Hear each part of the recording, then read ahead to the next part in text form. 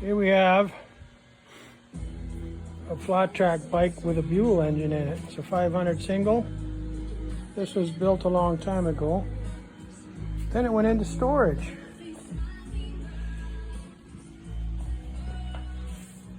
It's got lots of handmade parts on it.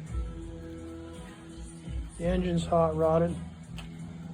It's got a C&J chromoly chassis, Penske shock, handmade wheels. The engine's hot rod. It's got a Wiseco forged piston and the head's shaved. It's ported. There's a new lithium battery. It's got Andrews cams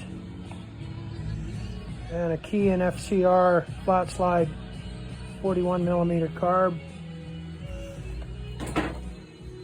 It's got a handmade exhaust system. Let's see how it sounds.